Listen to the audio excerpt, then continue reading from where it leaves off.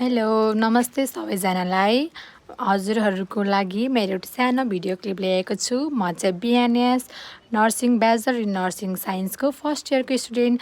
आज चाहिँ हाम्रो कलेजमा किडनी डेको प्रोग्राम रहेको थियो, त्यसैले हामीहरूको चाहिँ ल्याब टेस्ट र बिपी चेकहरू चाहिँ भएको थियो। हामी सबैजना क्लासको मान्छेहरू त्यो ल्याब टेस्ट र हेल्थ स्क्रिनिङमा चाहिँ पार्टिसिपेट भयौँ।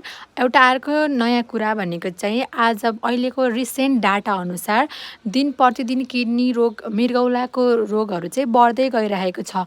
10जना मान्छेमध्ये एकजनालाई देखिएको छ भनेको किडनीको रोग, मृगौलाको रोग एकदम बढेको छ। सबैजनाले आफ्नो केयर गर्नुहोला।